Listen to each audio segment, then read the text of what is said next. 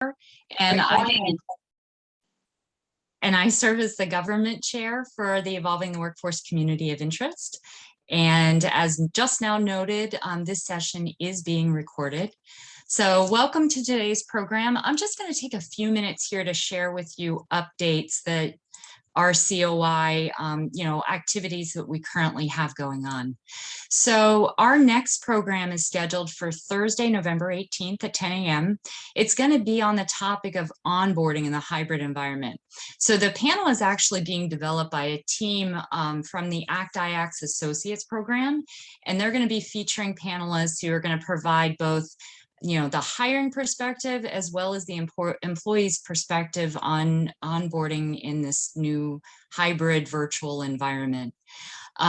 Also, we have a big project that is just now getting underway, and it's on talent acquisition in the federal government, identifying best practices for DEIA.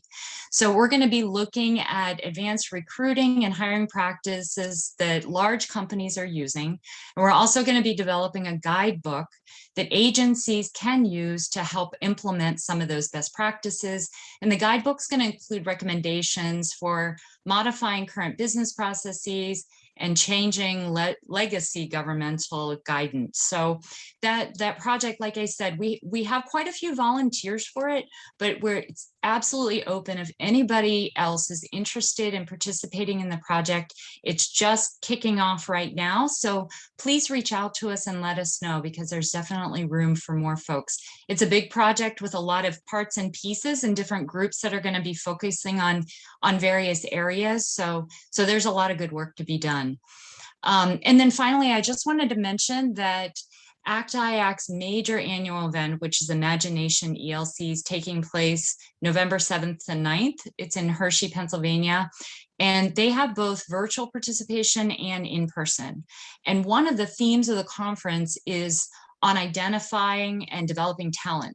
So there's going to be a workforce track of sessions under that theme. Nancy, do you have any other announcements associated with ELC that you'd like to make? Sure. So thank you, Terry, for mentioning ELC. This is ACT-IAC's largest conference every year. And for the first time ever, we're doing a virtual conference. I know that many organizations have different policies regarding their employees' attendance at these events, but if your organization allows you to attend an in-person meeting this year, I encourage you to make ACT-IAC be the conference that you will attend. It's, as always, full of sessions upon sessions of really interesting and amazing speakers. And one of the nice things about a virtual component is we're able to bring experts from other areas who may not necessarily be our, would not necessarily come to our conference. So please consider attending it. I will post the link on the chat box so you can look at the agenda. Registration is open and we hope you will attend.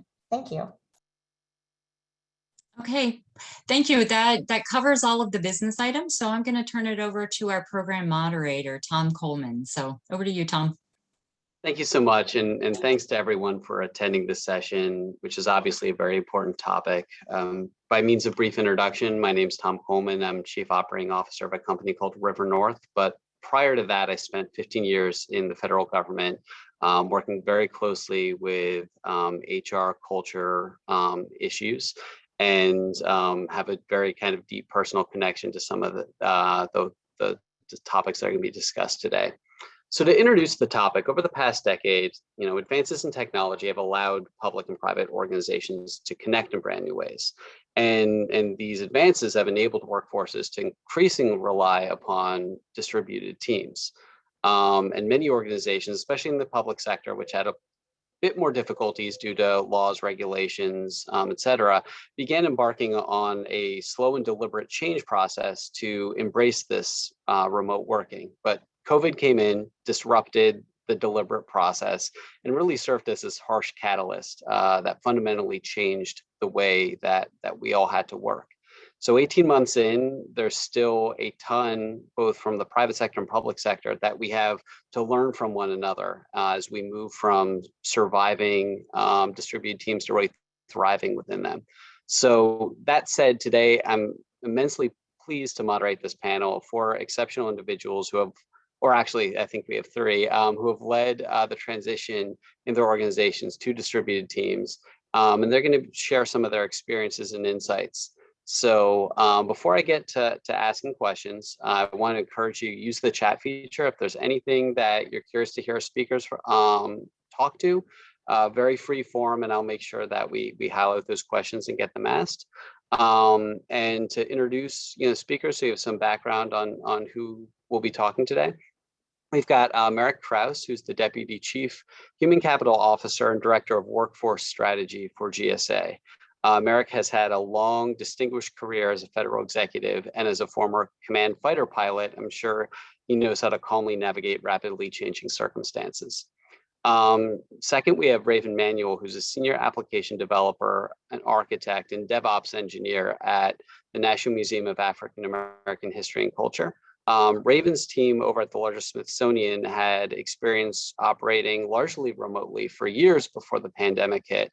And that was a real asset as she was able to help guide other divisions into the sudden transition to remote teams. And finally, we have Andrew Sturmfels, who is currently the Administrative Services Director for the city of Healdsburg in California, where he oversees, he gave me a whole list, but I'll just summarize. He pretty much oversees everything. And prior to that, Andrew spent 10 years with the state of California as an appointee of Governor Brown, most recently as Deputy Director for Administration at the California's Department of General Services, where he really focused on refreshing the telework program and a variety of digitization projects that enable distributed work. So that said, again, thank you to our panelists for taking the time to speak to the COI today. Tom, I just wanted to make sure that you saw, not sure if your screen shows that Wonzie Gardner has joined us. So excellent. I did not. So I called an audible. So I will introduce Wonzie, who is the Office Head and Chief Human Capital Officer for the Office of Information and Resource Management at NSF. And among other roles that he's had in his distinguished career, Wonzie has served as NSF's Adaptable Director and also as Director of Logistics and Facilities Management at USDA FNS. So it's safe to say that he brings some great insights on how remote work impacts culture, workspace, contracting, and the workforce in the federal environment. So I'm going to kick us off with the first questions. And again, just to remind everyone, if you have your own questions, please drop them in chat. But I want to start, and we can begin with Rayvn. If there are examples of things that you would want to highlight that your agency had done before COVID, which turned out to be really helpful for the emergency situation of long-term telework. The thing that we started out, thank you very much for actually having me here. I think it's awesome. And I do feel passionate about this. The thing that we did was that we were already remote, most of us. I work in the digital operations team. And for that particular team in our unit, the contractors, myself, and a couple of people who work on the team, we were already in other places. I'm like in the mountains. Some people are in Maryland. And so we were already distributed. We used different tools though. So that was the thing that we had to, we have to standardize on tools that everybody is using, because we were using Slack for talking. We were using Slack sometimes for video. We were using Zoom sometimes. This is before Zoom became like good for the government. So we were using Zoom sometimes. So we had all our various tools, but we started out this way, and our development flow was already agile. So we could also, we weren't disrupted in the way we were doing work. So work still flowed the way it was supposed to, because we were using this agile way of developing software. So it was really quite simple to actually be there. Now, the other parts of our unit, not so much, because they weren't technology, like the curators and exhibit people. The museums, when the museums shut down, then it became a little bit easier, because then we didn't have people having to be on site other than the officers. But that is, we were already there for IT. So IT already knew what to do. Excellent, thank you. And the other panelists, happy for you all to jump in. Examples that your agency or in the state of you, for you, Andrew, the state of California was doing well, that was very helpful when COVID hit. Sure. Good morning, everyone, and thank you again for having me as well. I spent most of the last 5 years with the State Department of General Services, which is basically the state version of the federal GSA. And we kind of had a perfect storm of doing the right things pre-pandemic. One of them was an organizational decision to invest in IT. And we increased our IT expenditures by about 20% in the years coming up to COVID. And that was really not in an effort to help support remote work, but it was in recognition that we had so many staff out in the field, whether it was custodial staff in buildings needing a better way to track supplies and things that needed to be fixed, or building inspectors that were out in the field inspecting schools, or judges in school districts adjudicating cases. We had this need to invest in IT. And so we spent a lot of time investing in IT so that folks could work where they needed to work, which really helped support a transition to remote work when we need to have folks be able to work from anywhere. But in addition to that, I spent most of the last 3 years working on 3 big projects that really helped. The first was moving the state towards electronic signatures, which was a huge lift. And it was interesting. I'll tell a very short story. I spent the better part of a year arguing with the attorneys at our Department of General Services, who were contracts for the state, about moving to electronic signatures, because there was a lot of reticence to wanting to change process and culture and how they were doing business in terms of contract review. And we finally got them there. And then I fought them for about another 6 months on implementation, because they didn't want to change, even though they finally let go of the policy and allowed us to implement an electronic signature policy for state contracts. They did not want to change. And then COVID came, and within 3 weeks, that group adopted a complete 100% workforce, remote workforce strategy. All were out of the office, and their office today is still completely closed. One person goes in once a week to receive the mail. And so there's nothing like a crisis to open a policy window for change. And I will say, I think we have probably seen more government modernization and innovation in the last 18 months than we've probably seen in the last decade. And it hasn't come in the way of these massive projects that are in the news and garner a lot of attention, but hundreds of thousands of smaller changes in how we work in government that in the long term will make a huge difference for serving the public. And so it's been fascinating to watch how this pandemic has shifted technology, but I think the investment in IT for us was huge, and also really focusing on digitization projects, whether it was electronic signatures or workflow automation, really made it easier for staff to transition to that remote environment and feel comfortable that they could do the work they needed to from home. Thank you. And Merrick, I know you had some insights in terms of GSA and their infrastructure and how that both supported the early stages and evolved around the pandemic. Anything you can add to that theme that Andrew had teased out? Well, it was funny that you mentioned electronic signatures, Andrew. That was one of the things that we juggled too, and our CIO was very helpful in. An example is, even though we were doing most of onboarding and offboarding virtually, there was one step in the offboarding process that involved a wet signature on documents for retirement, and folks would have to go in periodically to collect that one signature from people retiring. And we had a lot of problems with, we're doing so much work that's electronic, but this one form was requiring people to go in.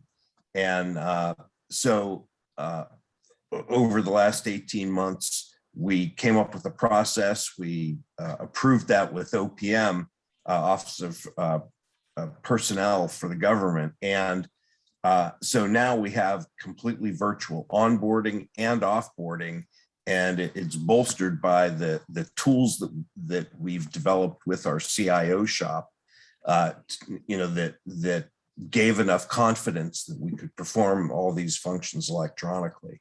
And they've really been a hit with employees too. The employees really love the idea that on onboarding, we can actually have them meet leaders across the agency, which was difficult for an agency that's spread around the world, really. And also offboarding, we don't require people to come in and send them a box. They put their computer in it, put their badge in it, and send it back to us, and they're done. Yeah, it really gave us a window of opportunity to move in, innovate, and then test our innovations to make sure they work. Thank you. And the next question I want to throw over to Wonzie.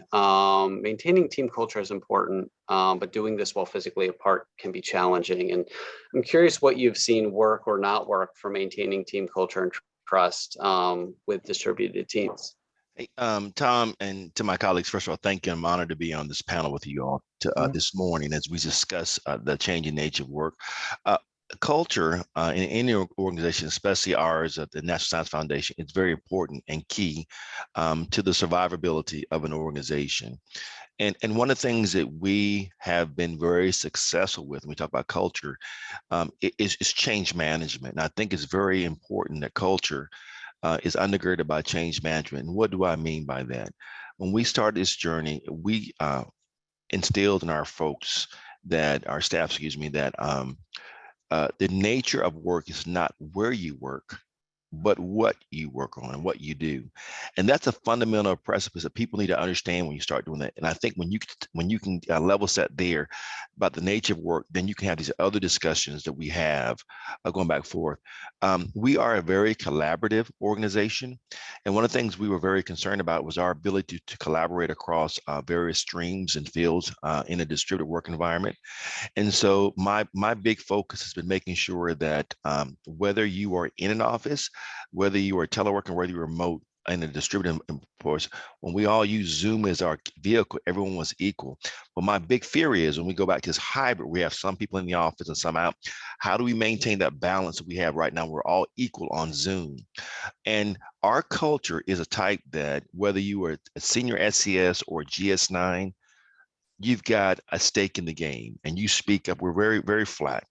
And so what has made us very, very successful is our ability to collaborate, and ability to have a culture with a capital K, not C, where people's ideas, thoughts, and feelings are paramount. Because I learned when I was in the Air Force, Merrick, that if you take care of your people first, the mission will take care of itself. And so from our standpoint, our culture is very important. And what we as senior leaders are looking at now is what kind of culture are we going to continue or develop as we talk about re-entry into the physical workspace. We have some that stay in the virtual workplace.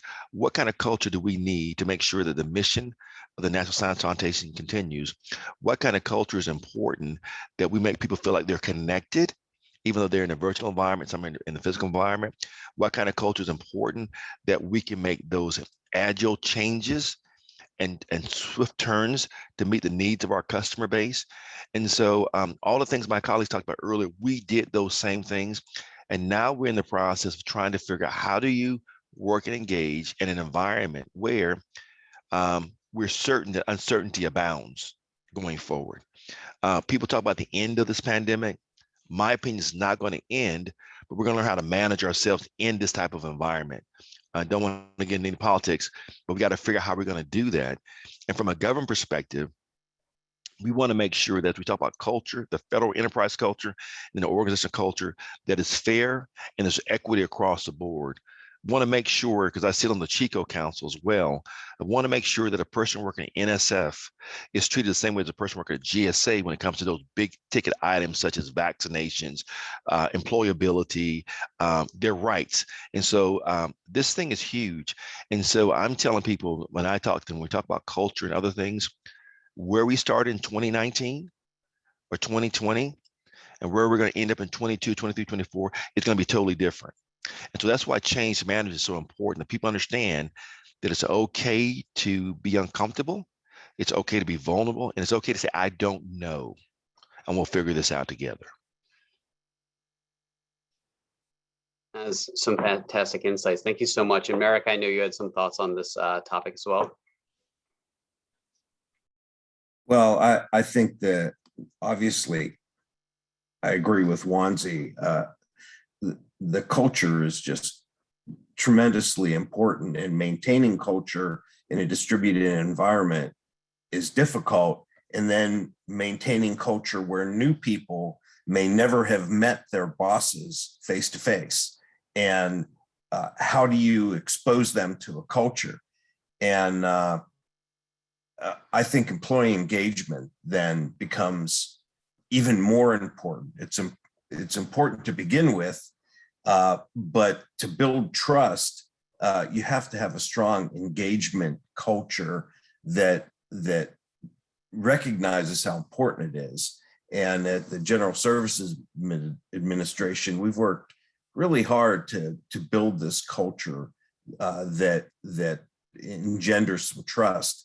So last year, as COVID was just starting to spin up in late January through February, we briefed our agency leadership that we wanted to move to a 2-year or longer, a multi-year engagement plan, because trying to have an annual federal survey and then 6 months later you get the results, and then it takes another month or two to analyze it and create plans. Now you're left with only a couple of months to try to have change before the next annual survey.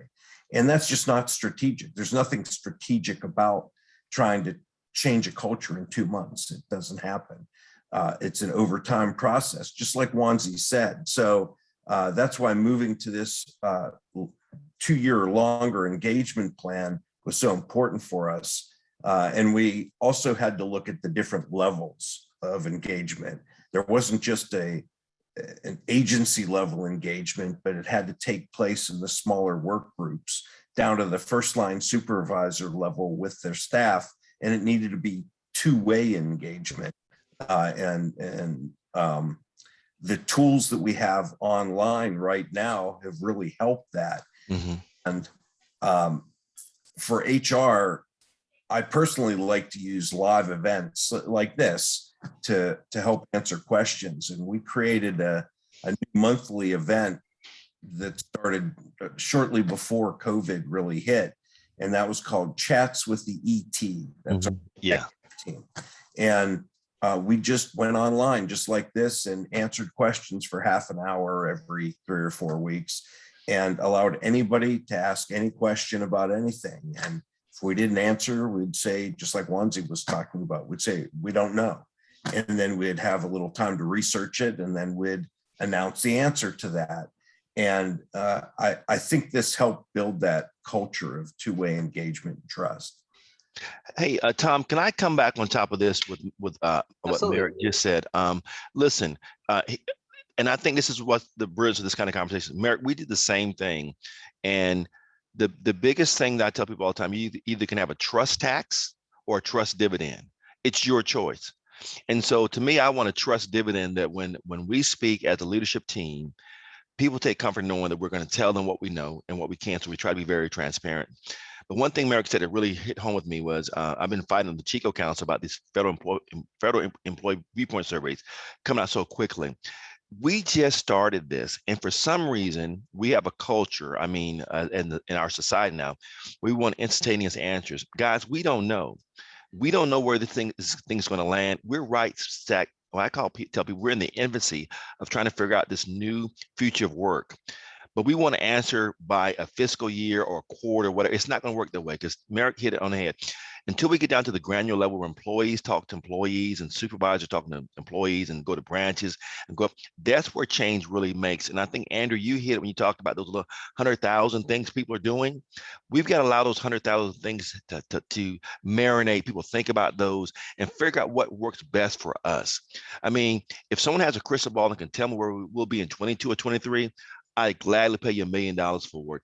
I just think that we've got to give ourselves a chance to breathe, to really sit back and say, hey, what's going on around us? How do we really work? How do we make this thing comfortable for everybody?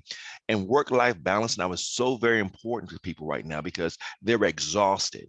They're worried about not only their jobs, but their families, because we're in a situation where the wrong move at the wrong time could kill somebody. The wrong words said at the wrong time, because you don't know what's going on in someone's house, can set somebody off.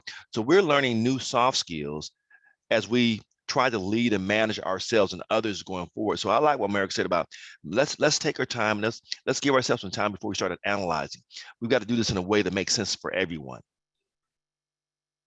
Excellent. And I will get to Rayvn and Andrew, and we'll stay on this topic because it's really important. But Wonzie, there's a follow-up to what you just said in the chat. And Natalie had asked if you could explain some of your thoughts and concerns about the FEV survey that you've shared with the Chico Council.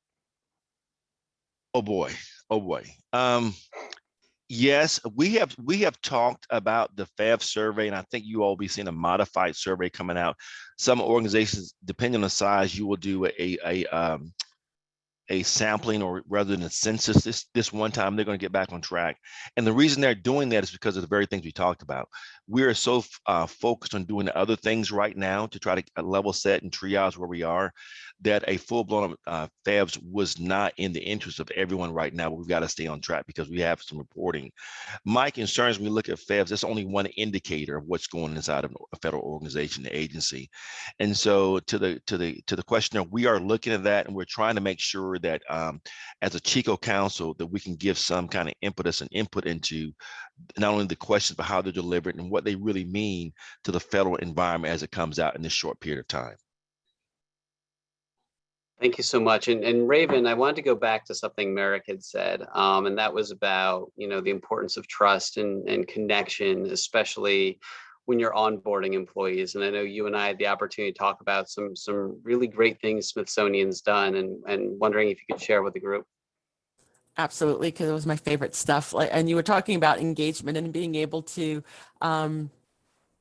have like your culture. The Smithsonian, which it was fantastic because it actually happened because of this. We didn't have it before we were teleworking, which was one program called Random Acts of Coffee. And what you would do is that you would send the Counsel, which is the central office, you'd send them your name and say, yes, I'm interested in doing this.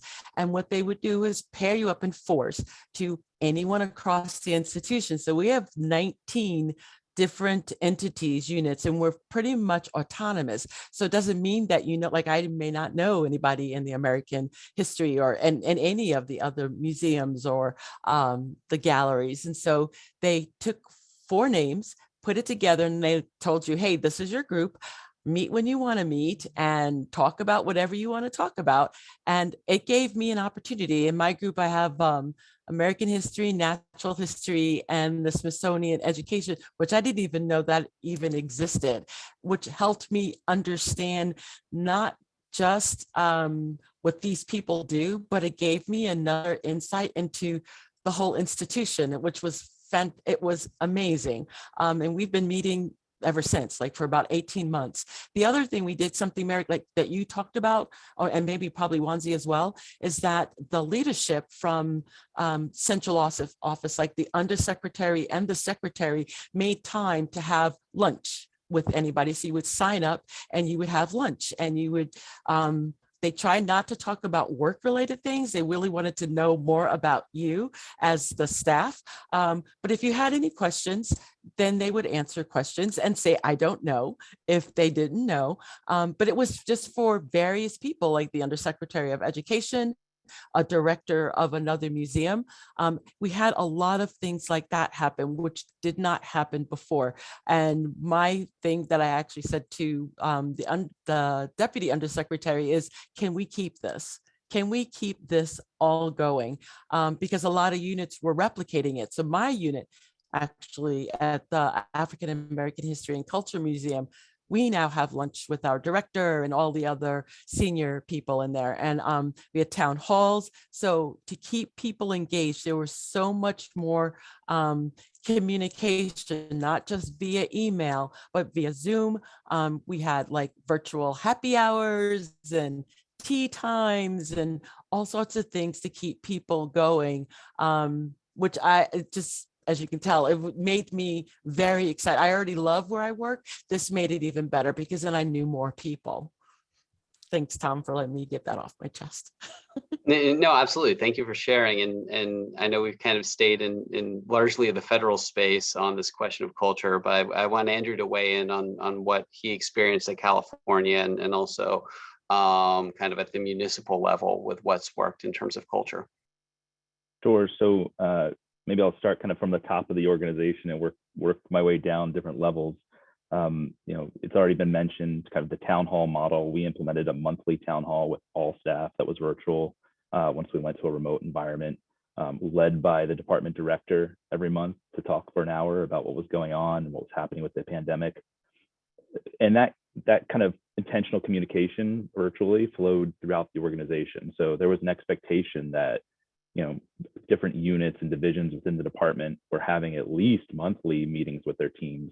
The most effective groups were having a Monday morning stand-up where our IT office would get everyone on a virtual meeting once a week, and the CIO would talk to the entire group about what was going on. That one-on-ones were happening at all levels of the organization, all the way down, and that team meetings were happening at all levels of the organization, all the way down. You have to be intentional about communication in this environment for it to work. And you also have to have the right tools, which I think we've touched on a little bit. Not just electronic communication tools, but also tools for people to know how to do things in a remote environment.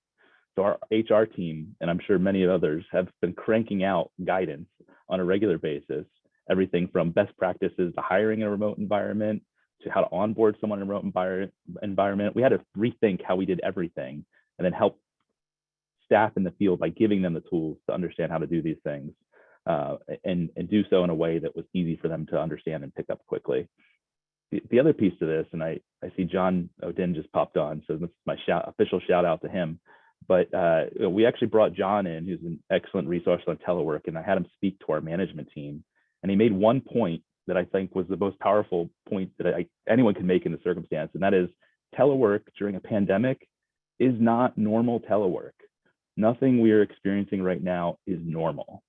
And I think once our organization embraced that message and understood that nothing happening was normal, even though everyone's now teleworking, we're shifting to a remote environment, it really changed how we handled problems. Because there's a lot more empathy and understanding once you get to a place where everyone in the organization understands that what's happening right now is not okay. It's not okay for people's lives, for personal lives. It's not okay for how we've shifted in the work environment. And we're all just trying to do the best we can. And creating that mindset within our organization from a cultural perspective made a tremendous difference in how we thought about solving problems, how we dealt with one another in difficult situations. And those were the things that, in my view, really mattered in a time of crisis. Yeah, I think that's an excellent transition, and I'll go to all the speakers on this one. But so far, we've really focused on a lot of the tactical issues and logistics. But you started to talk about empathy and leadership, and I'm curious if you can speak to some of the things that distributed teams, but especially within the context of the pandemic, really required. From a leadership perspective, what skills did leaders have to exhibit, or what are some potential leadership pitfalls that you've encountered or can think of? I'll start this one out. I want to pick up what Andrew said, and I like what you said about telework now in this situation is not normal telework. And I think that managers and employees need to understand that. And I think the biggest skills during this period, the soft skills are so very important right now. Empathy, understanding, kindness, caring. I lost 3 people from January to August of 2020. I lost my mom, my dad, and my daughter. And so I knew a lot of people were going through, okay? And I could feel it.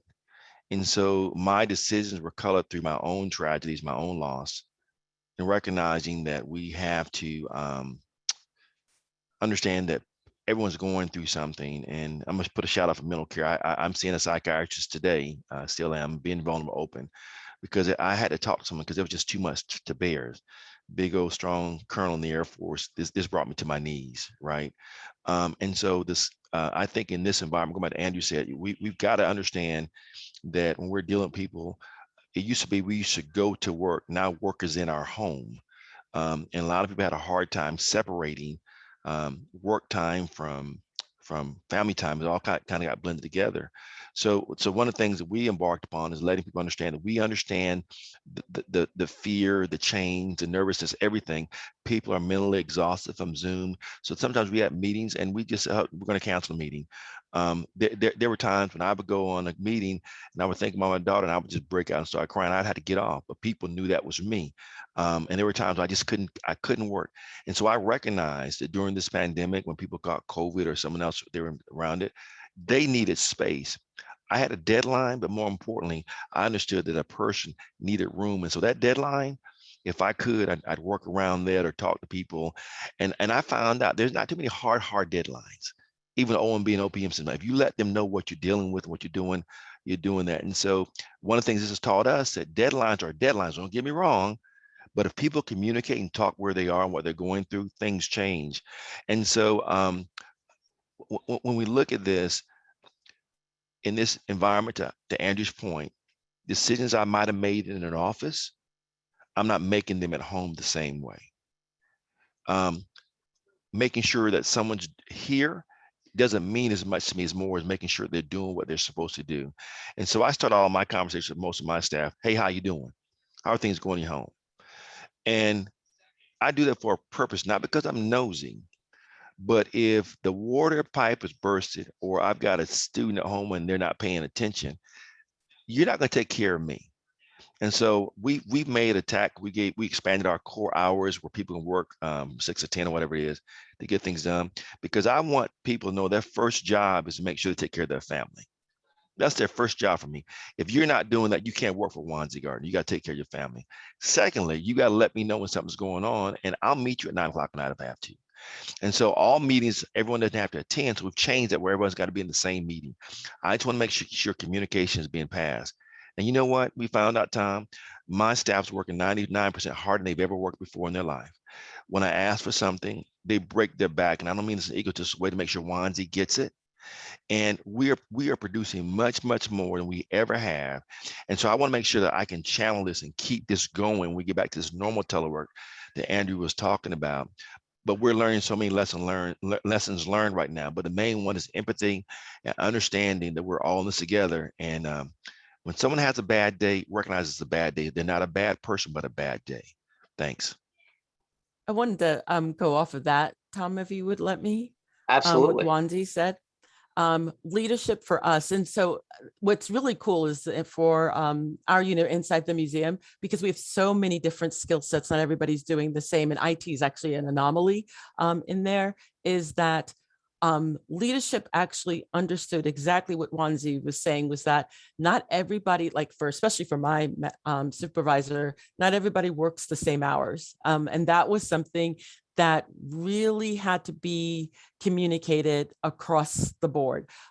So he understood it, because as a developer, like we work at midnight, like we're not even up like right now and stuff, and we're doing stuff at other times, but we had core hours that we needed to be there. And then communication was actually a challenge, because now we had to talk to other stakeholders that didn't understand technology, which was okay, so how do I explain this to this person and this other group that I've never talked to before?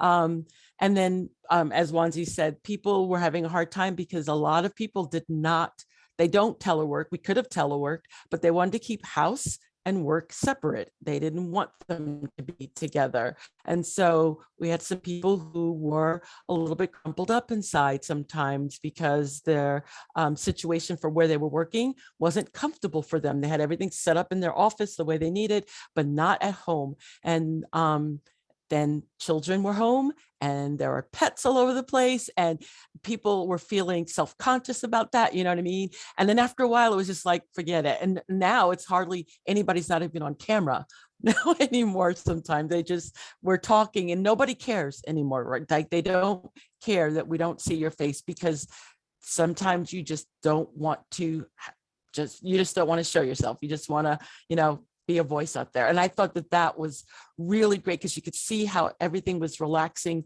how leadership was adopting and accepting people and not expecting for the telework of before to be like the telework of now. No, that's excellent. And I was going to say, Andrew or Merrick, do you have anything to add to this topic? I can add something. First, Wonzie, I'm so sorry for your loss. I really identify with a lot of your comments, and meeting people where they are, I think, is so critical. And Rayvn, you hit it too. Those workplace flexibilities, I think they really should just be standard. They should continue, because we found that we can be more productive now in a pandemic. I mean, a global pandemic, and our productivity's outstripped anything we had before. So it shows people are serious, but we have to understand their life engagements and or life issues.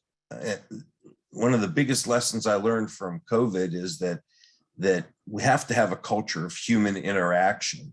You find that supervisors, at least when COVID started, there's a few, but it's a relatively large number of supervisors still feel like, well, if I don't see the people in the office, then they're not working. And that might be true now and then, but nobody's looking over an employee's shoulder for the entire 9-hour workday, making sure that they're doing work. So I don't really see that there's much difference with this new environment as far as people working and a supervisor being able to see them, physically touch them. But we found that well, excellent communications are really required to create that culture. And we've been forced to have good communications to produce during COVID. And if leadership is slow or overly restrictive on communications, it just hurts morale and productivity, and it's tough to regain that trust once it's gone. And I know we lose those discussions when we're around the office. The meeting is over and everybody's walking out and chatting and or standing around on a break. Yeah, we may lose some of that, but because we're losing that, we've got to make deliberate attempts to reach out to employees. And I try to do what Wonzie mentioned about, hey, how are you? At the beginning of a meeting, or just send a note to an employee. Hey, I haven't heard from you in a while. Hope everything's well. And engage in more of that communication that used to be you could walk around an office and talk to people and learn what's going on. But now you've got to think about it and deliberately reach out for it. And that level of communication and emotional awareness really needs to become cultural to have a successful hybrid operating model, I think. And especially for human resources, we can't forget the human in human resources. And I think that through training and outreach and employee relations, labor relations, we've got to be consistent and really aggressive in these communications and meeting employees where they are. So I really appreciated the comments that Andrew and Wonzie and Rayvn just now made about this communication and culture piece. It's just so critical, and we're in a transition period. So now's the time to learn what works, get the technology that assists us in these communications.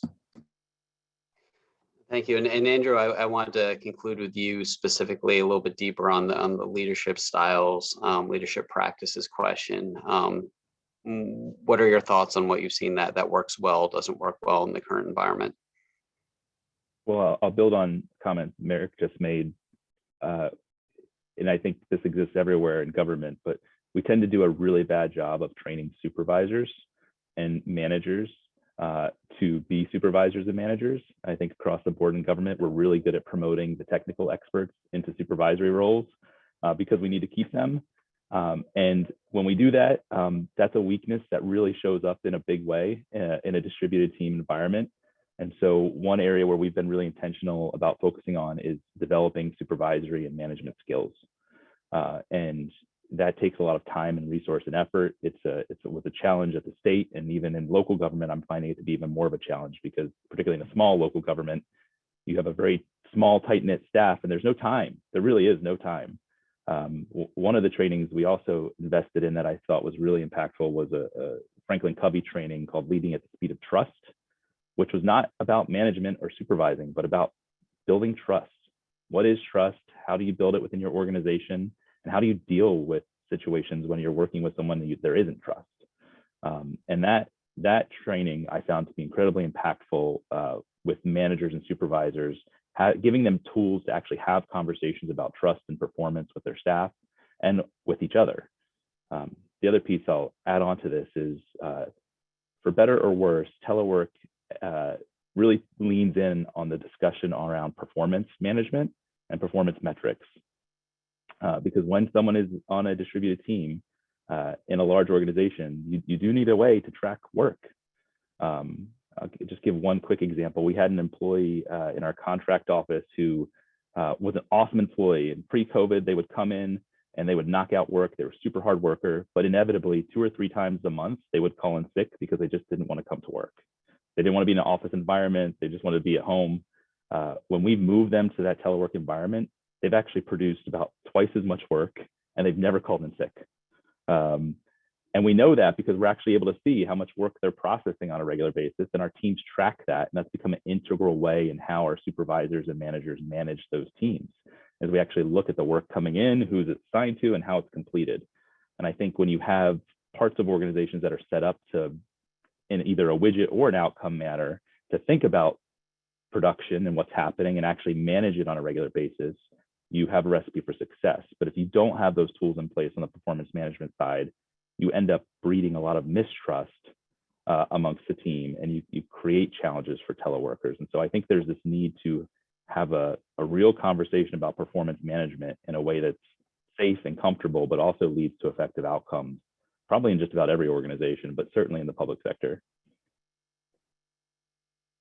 Thank you so much. And I usually don't do this, but something I just want to loop back to something Wonzie said, because it's a message I don't hear very frequently, and kind of wanted to second it, which is we talked a lot about the importance of this human element. And I think everyone touched on that, but there's this element to leading by example, which in my experience, the government does not do a great job of, where supervisors in turn kind of show their humanity. And as we're all struggling, I think there's nothing more impactful for trust than, for your employees to see themselves in their leaders. And so again, if there's one takeaway I'm personally getting from that, that's going to be articulating that point that I think Wonzie did so phenomenally. So I do want to pick back up on what Andrew closed on, because, one of the words in the topic today was accountability. I think we've heard a lot of positive comments from the different panelists about how the pandemic has improved accountability, but I'm wondering if there are any challenges that the speakers have encountered, and how they've approached those as it relates to kind of maintaining a level of accountability or adjusting existing models.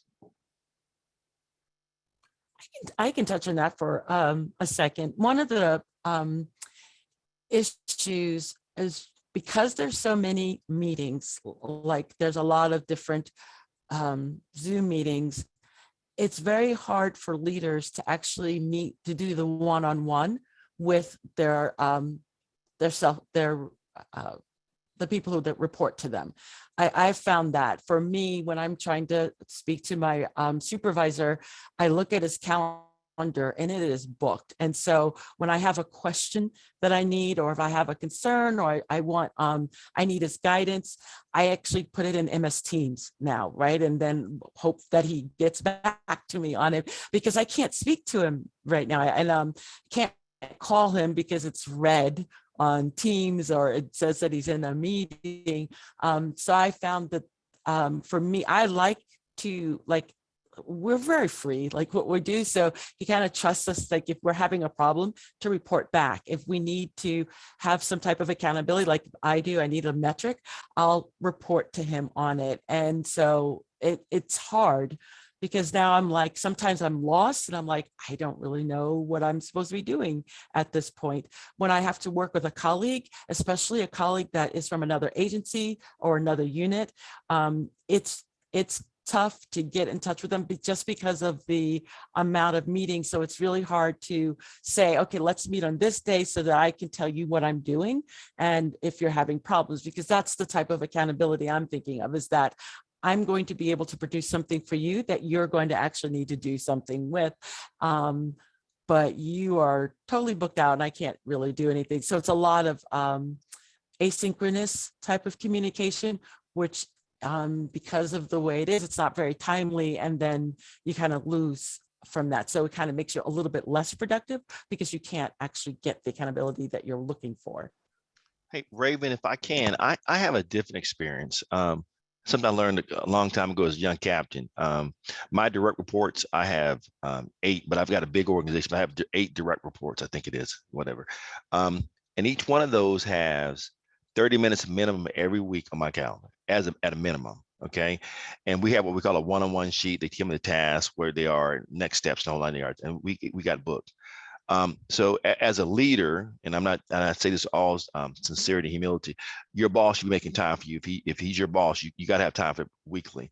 The next thing you mentioned on, I have had more contacts with my director in this environment because of intentionality with Zoom and Microsoft Teams. I get more FaceTime because I can hit him up. He can say, no, Wonzie, I'm busy, I'll get back with you. And so we do that. The next thing was, I don't limit my direct reports to 8 to 5 or 6, whatever it is. If you got something for me, and this is what I learned in the military, call me at any time.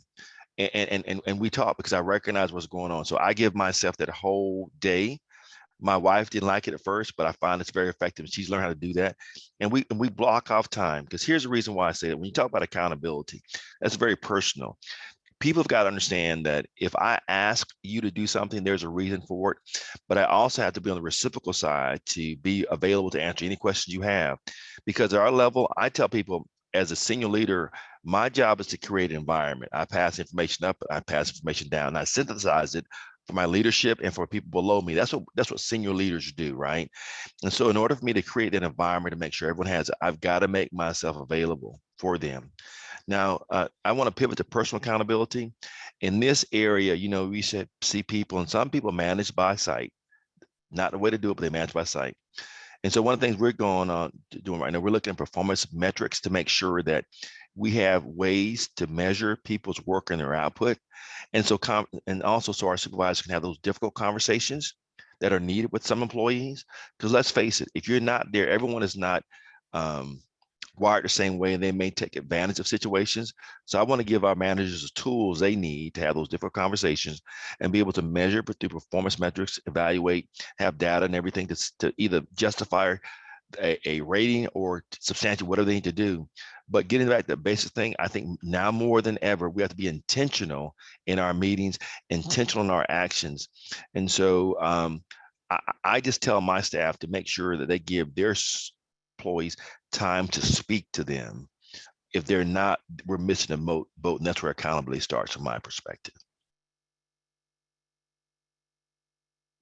And Merrick, I'm curious if you have any perspectives on what the prior speakers have talked to, or what accountability means in this environment at GSA. Well, a lot of times, at least in government service, accountability can be used, and I think it's unfortunate, but it can be used as an alternative word for punishment. And I don't think that's really helpful. And I like some of the earlier comments, and Wonzie said it again. I think Andrew said it also in a different way, but having good metrics and measures is key. You can't make database decisions just based on an opinion. You have to actually have data. And some areas, though, it's still very hard. recruiting, it's easy. For instance, you can see that you've got a metric. You're going to contact X number of universities and so much percentage of historically minority or disabled universities, and you want to bring in a cross section of entry-level people and senior-level people. You can measure that type of thing.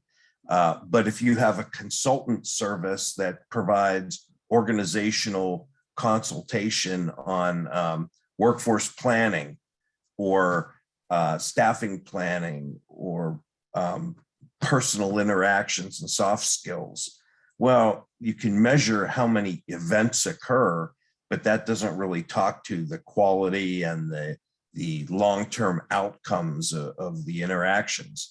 So I think I am still struggling with how do you measure some of these softer or fuzzier type interactions and the outcomes there.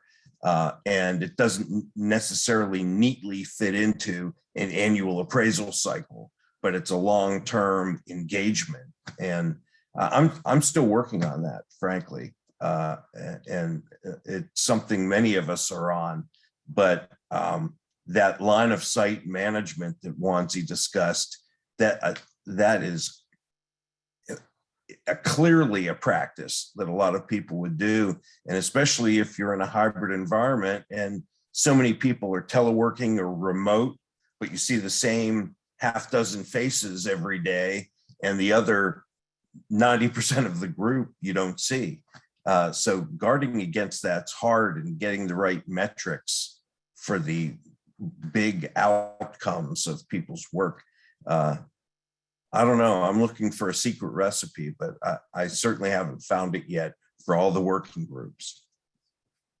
I'll throw that out to the group if anyone has thoughts on how you tackle that, or ideas that may have worked well in your agency, how you measure those more qualitative aspects.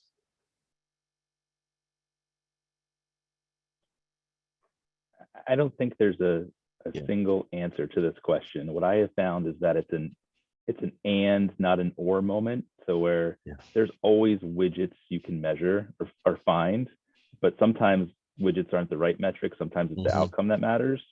And so it really takes some time to focus on each of your operations and say, okay, what are we doing here? What matters? And then work to come up with the metric that works for each of those. But just as important as that, it's talking to the team and making sure the team understand what matters. And I think that's the piece we miss a lot, is we don't have honest conversations about why the work people are doing is important, and how it impacts the rest of government. And for an organization like I was at DGS or GSA, the work that staff are doing in those organizations, and many others for that matter, are impacting the lives of people every day, maybe 10 steps removed.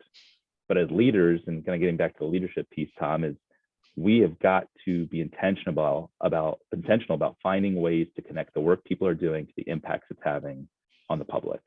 And when you do that, you really, I think, create this level of buy-in and commitment and connection to the work that can easily get lost in a remote environment, but makes all the difference in the world in production, productivity. And then you don't worry about accountability as much because people are connected. And the question on how do you hold people accountable becomes like a one-off conversation instead of a focus of where we need to spend our time trying to figure out how to do it right.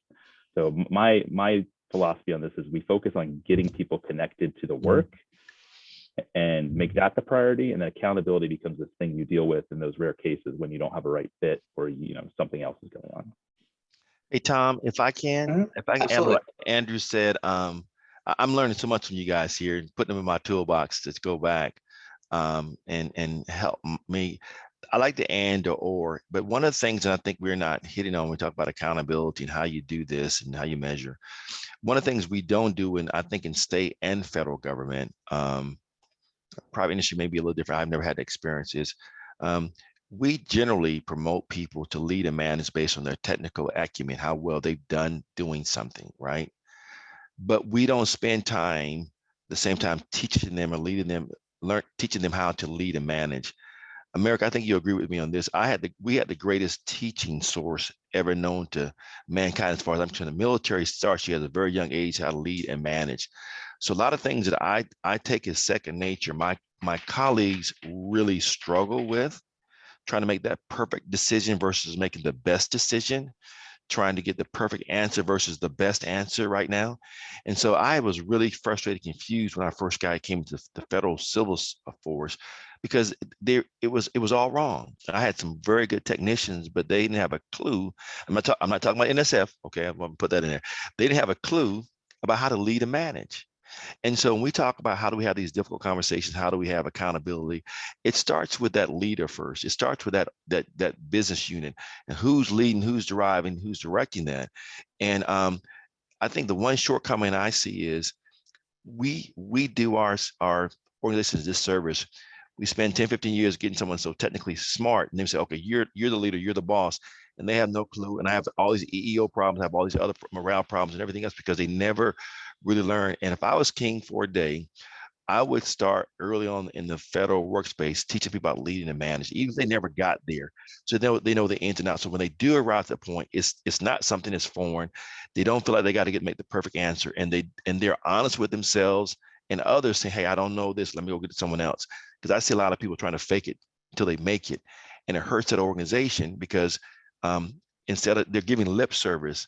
And if I could contribute anything, I would say, hey guys, let's start growing our leaders and our organizations early, identify people, give them opportunities to succeed and fail and not kill them. And so that when they do get to the point where they're taking care of an organization, it's not something that's a lot of stressors and they're not really tight about it. And they're allowed to lead the best way they know how to do that. I think that makes all the sense in the world. And actually, just to pivot a little bit back to something I took a note on when Andrew was making comments, and I think this links into what Wonzie was talking about of trying to see how employees are doing, but it also ties into measurement and how you get your hands around some of these qualitative elements. So much of this important information resides within, the employees, especially at the non-management level, who are feeling, sensing, doing the actual work. I'm curious if each of you can speak to how you think that flow of information kind of from employee to manager has been impacted by distributed teams, and maybe some things that have worked in strategies to really encourage that level of sharing.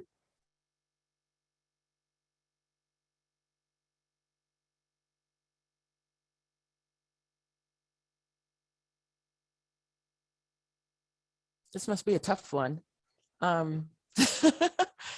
I think that this is kind of brief here. I think that, and I guess I'm speaking because we were already distributed.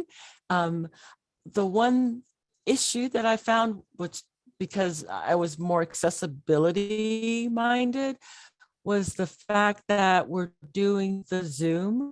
We've actually changed a little bit. Is that for people who have like a disability of hearing, Zoom, you have to actually do something to make it so that you can have closed captioning. And so what it did was it kind of hurt the staff that actually had disabilities and various types of disabilities. So the communication sort of broke down a little bit. For the rest of us, where people who didn't need any type of accommodations, and Wonzie, I really do appreciate, and maybe you can write me a note from my supervisor. But I mean, he does carve out some time, it's just not enough sometimes, is that flow, and to be able to connect with somebody more in a more instantaneous type of way. Do you know what I mean? Where you don't have to wait, or maybe you have to learn patience. I don't know, one or the other. I will say, Tom, that one thing I've always tried to do is bring folks into decisions and ask for their feedback before we implement. I actually just had this conversation with my team here at the city. We have a manager departing, and so I pulled the team together to talk about what was going to change during transition, and they had all sorts of questions. And the reality is, the ultimate thing was, how is this going to affect my work? Right? I'm already working hard. Am I going to have to work harder? Am I going to have to work overtime? Am I going to have more time away from my family? And the commitment I've always made is we're not going to change how we do anything until we talk about it, right? And so creating an opportunity for feedback, whether it's in the development of performance measures and saying, hey, this is what we think, what do you think? Or creating office hours to share feedback on what's happening just on day-to-day work. If there's a process that's not working in a distributed team, or something that's come up that doesn't seem to be functioning well, I think we've got to, we talked earlier about intentional communication in terms of structure and making sure people were having conversations, but I think we also have to be intentional about creating feedback loops. I think that I was with an organization, state government, probably 8 or 9 years ago, where the executive team probably had a 2-hour discussion on whether or not to create a message board for people to leave feedback, because they were so concerned that someone would put something inappropriate on the message board, right? And so like it was this big thing. We spent hours discussing it and ultimately did nothing. And there was no way for employees to get feedback. There was no feedback box, no suggestion box, because everyone was so afraid of what that one employee who may, be a little more bold would do. And now we have to do the exact opposite, right? Like I've got Facebook, not Facebook groups, Microsoft Teams groups set up for giving feedback, like just to give feedback on topics.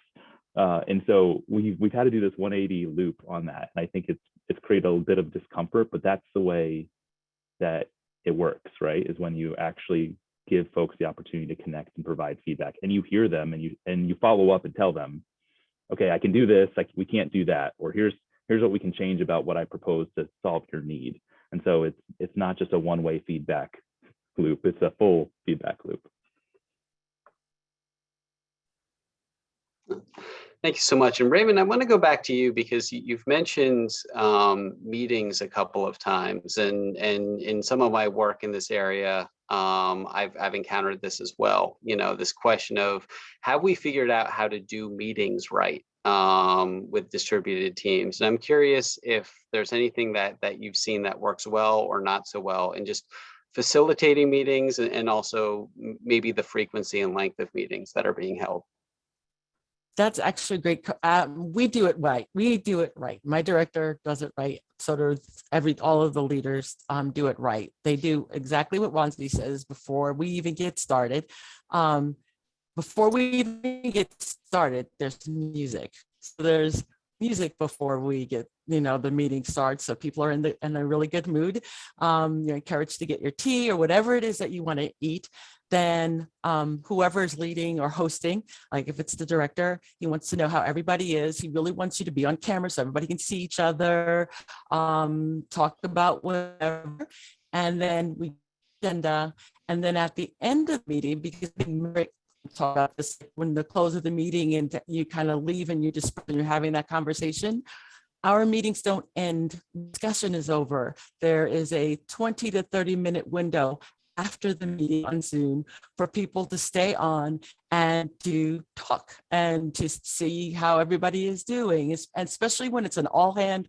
It goes to when it's a team meeting, like we all start that way. And then there's music at the end. And so it kind of feels like this party atmosphere. It's like always like a joyous occasion whenever we're meeting, regardless of what the meeting is. It's kind of like this fun get together thing. We're going to talk about some stuff and we're going to see how everybody's doing. So when we do meetings, that's our unit. I don't know about the rest of the institution, but our unit does meetings this way, just to keep it so that we are lighthearted and we're not feeling the burden, and that we're that there's this like a family. There's a family feeling about it. That's the way we do it. And I think that everybody should do that. Music is number one.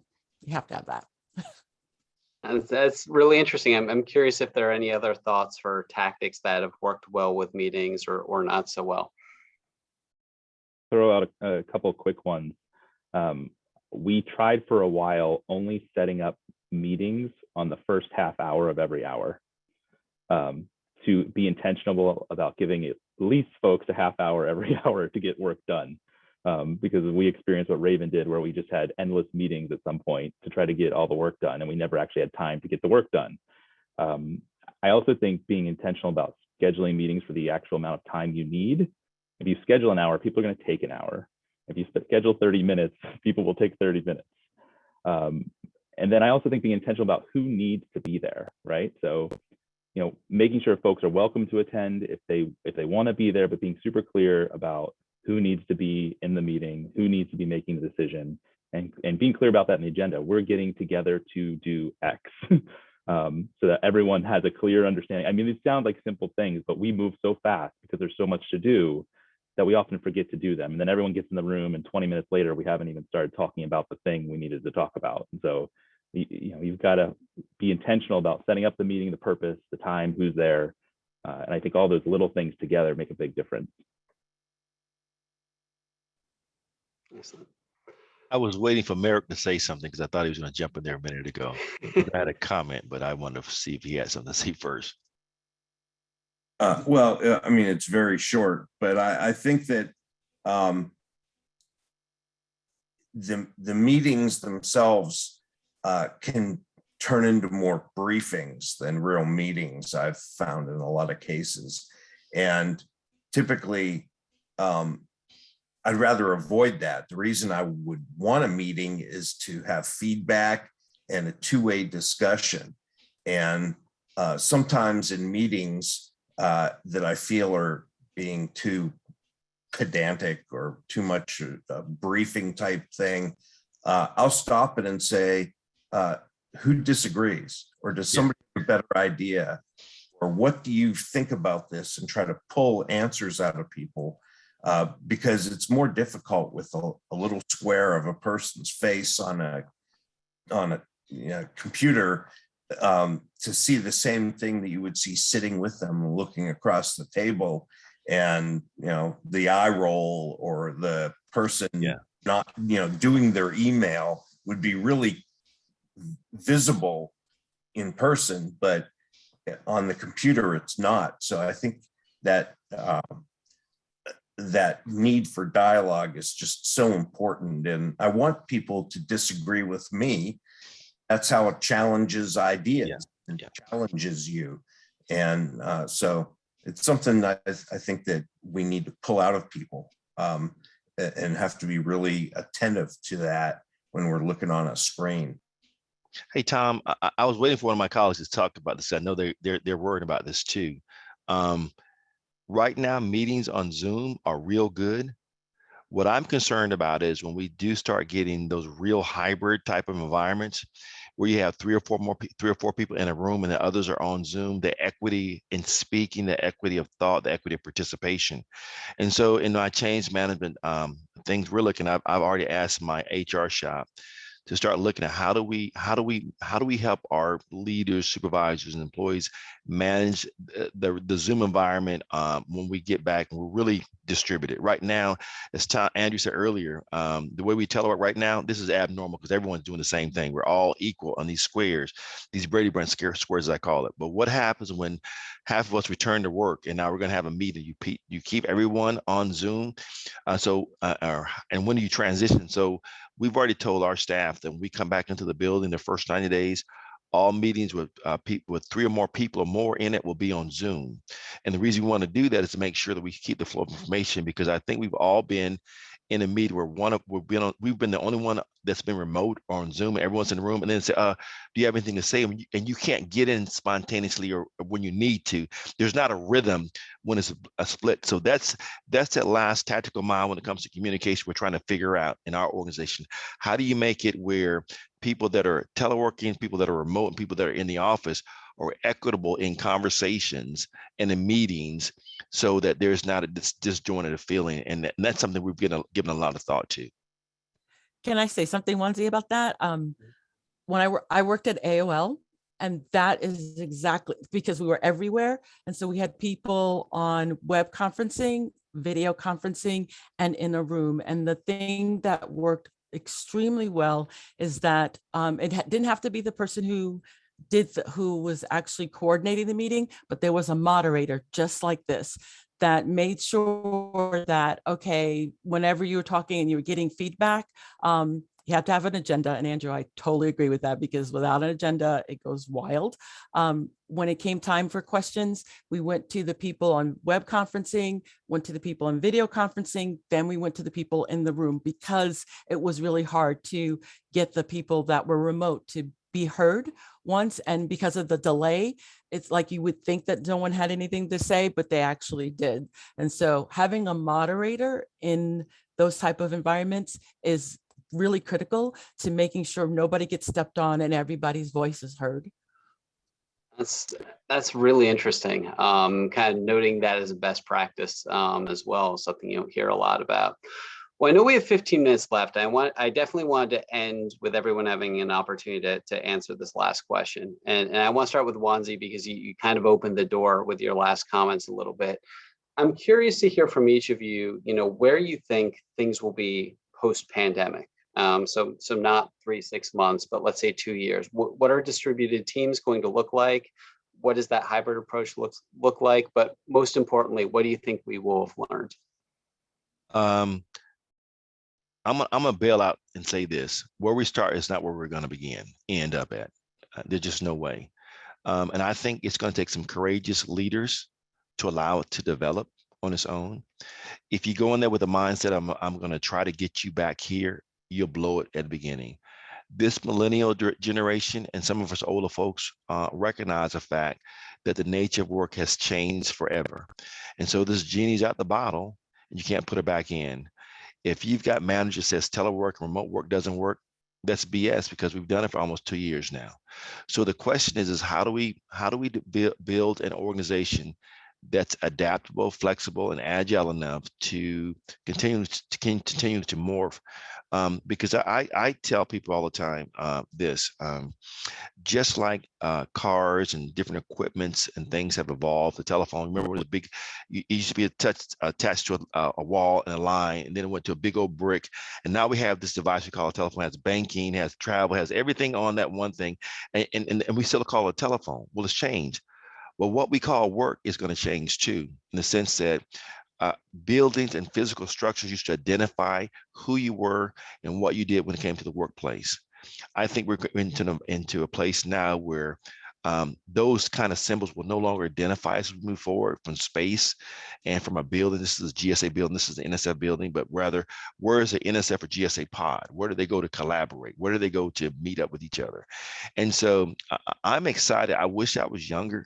I'm not that old, but I wish I was younger so I could see how this thing evolves next 10, 15 years, because I think my job span may be 2 or 3 more years at max. But I think we need to allow ourselves to be free enough to see where this thing takes us.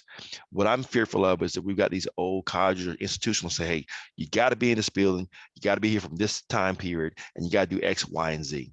That's not going to work. If we're going to keep our competitive edge as a federal enterprise, as a state enterprise, and as a nation, we've got to lead the way the new nature of work will be developing. And frankly, I don't know what it looks like, but I'm excited to be a part of hopefully setting the embryonic stages of allowing that thing to flourish and foster the way it should go. Thank you. Thank you. Andrew, what are your thoughts? Yeah, we've talked a lot today about technology and management and HR components, but I think thinking ahead, what's really interesting, what I think will be really interesting is how space changes, space needs change. And Wonzie touched on this a little bit with the need for regional collaboration spaces that aren't, defined offices for X organization or Y organization, but are places that government employees can go to work and collaborate when they need office space. We just launched last week the new state telework policy, which is actually was intentional about saying if you're a full-time teleworker, you're not going to get dedicated office space. And I think what that's going to do, particularly in Sacramento, where most of state government is we're going to clear out lease space and lease buildings. And so there's a looming economic development issue that I know will be created when we start having office spaces, whether it's in Sacramento with government employees or in San Francisco with all the tech workers that are permanently going remote. With what do we do with all this space? And it's going to be fascinating. I mean, this is going to have really close connections to like solving affordable housing issues. We're gonna have all this empty office space that might be able to be converted for housing. And there's all these unique opportunities that come from this shift to remote work. But I think Wonzie's got it right on. A lot of this comes back to dealing with the change management piece, and those folks who, even though they've been doing remote work for the last 2 years, are still apprehensive. I moved from the state government where we now have a full-time telework policy to a local government where I'm still trying to convince people that teleworking more than one day a week is okay. So it's still out there. These notions and fears around telework still exist in government organizations, and we've got as far as we've come in this short period of time due to the crisis, we still have a lot further we need to go to really create the workforce of the future that government needs. And to be able to continue to attract the best and brightest, because the reality is the private sector has done this. They're doing it really well. And if we want to compete in the workforce and job market of the future, we've got to be able to do it well too. Thank you. And transitioning from your comments into office space, I'll throw it to Merrick since he's over at GSA, and I know they have such a huge hand in everything related to facilities and HR and in government. And I'm curious what you see the future being.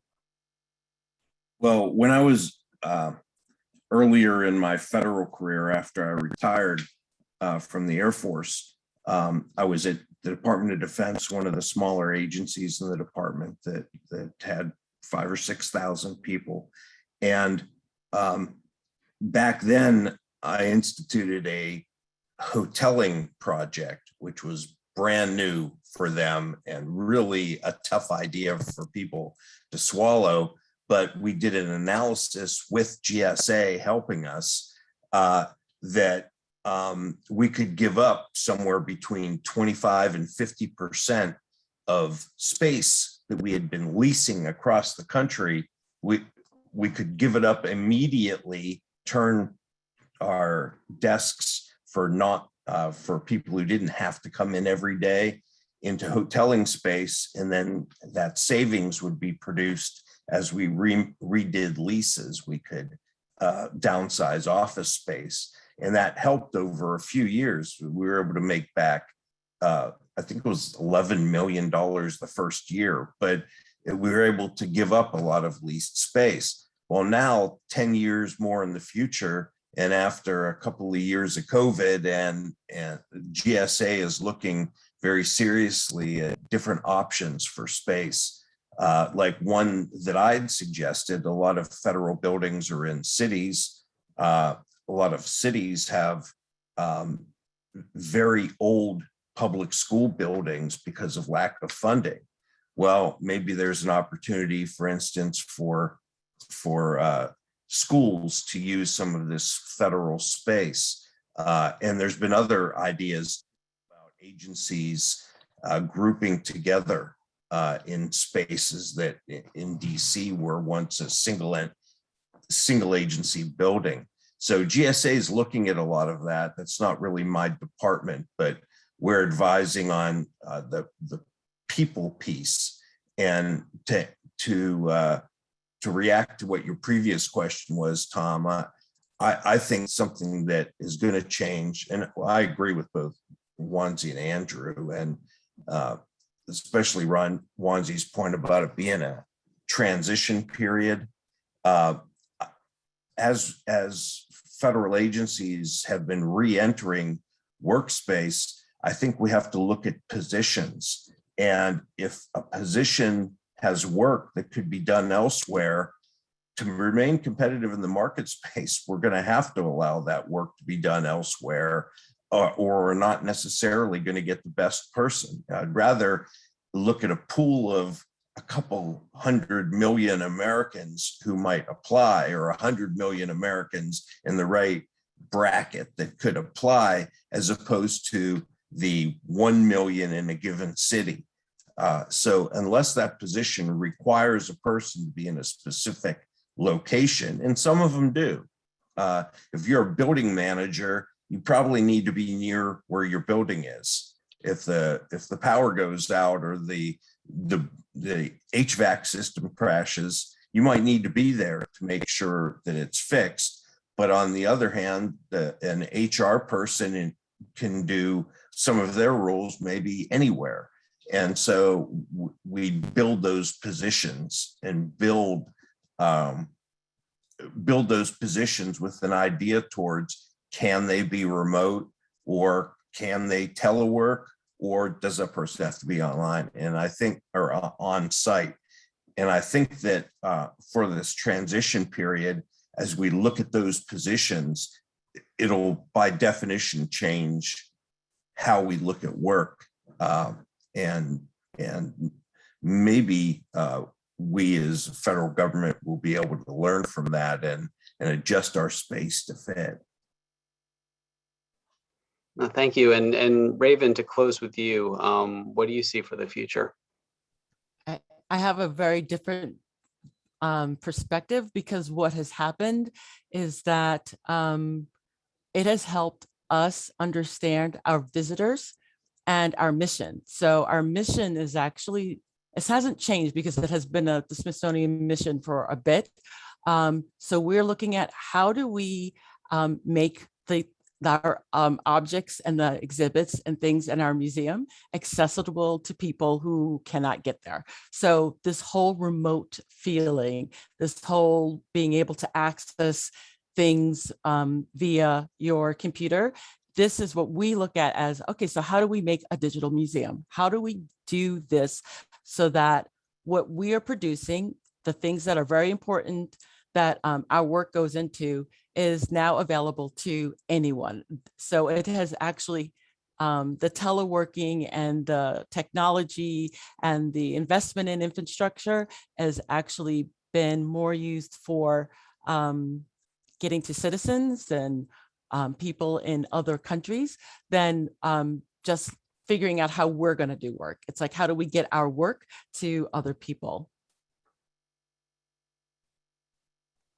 Excellent, thank you. And there's a late question that came in. I know Wonzie responded in chat, but I'll throw it to you, Merrick. You know, and I can understand this because I spent 15 years at like a black or navy suit agency. Are there any cultural norms that you think, you know, in the future are going to shift a little bit from, you know, having gone through this distributed team experience? Well, since I left the military, it's been about 15 years. And you know, after 27 years in uniform and being a colonel and enforcing that changing over to the civilian workforce, the suit and tie became my new uniform. And I just can't bring it to myself to go into a government building not wearing a suit and tie. I feel like I'm out of uniform and I'm going to get in trouble. You know, I'm a young cadet and I'm still going to get in trouble if I don't have my shirt tucked in the right way. But I think over time that just has to change. One, because somehow all of my clothes have been shrinking during COVID. But the other way it, I think, has to change is we need to recognize that some of the more relaxed elements of working at home make people more productive. When you're relaxed and in a good mood, people can be more productive. And I think we're a little behind the civilian sector in that regard. We may not be able to bring our dogs into the office or something, but we may be able to loosen up clothing requirements and work area requirements to make it a little less sterile and a little more humane.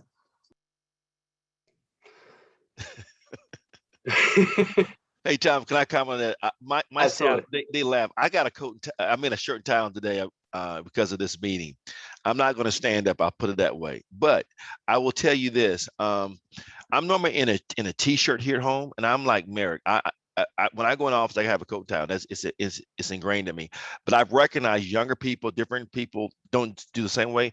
As I said in chat, as long as you're clean and you're neat in your own way, I'm good with that. But at home, I think people should be able to be free to wear what they want. As long as they're presentable on Zoom, don't worry about it. That's the small stuff. Because to Mary's point, if you're at your own house, do what you got to do to make yourself comfortable, get through that day. And I have no problem with it. So as soon as this meeting's over, I'm putting on my blue t-shirt and I'll get comfortable again.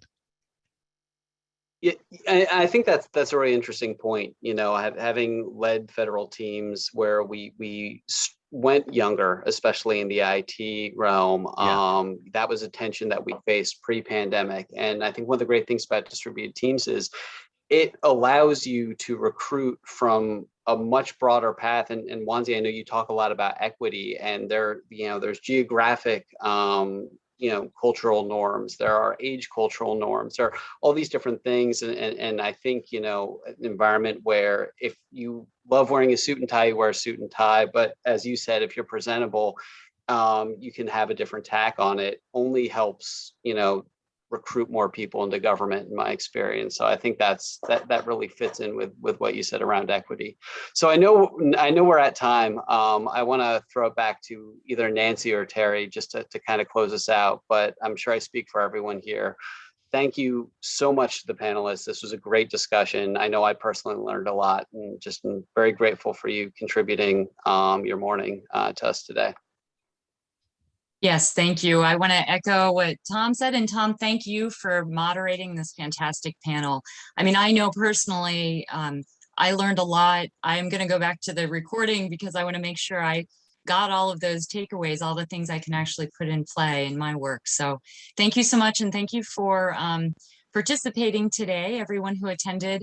I also just want to introduce and thank John O'Dwyn. John is actually our new program chair, and he is responsible for pulling together this fantastic program. So thank you, John, and welcome to our leadership team, and you'll be seeing more of him for sure. And we hope we'll see you guys all on November 18th for our next program. Thank you all. Thank you. Thank you. Thank you for letting us participate. Thank you. Absolutely. Yeah, thank you. It was great. This is really great. Thank you.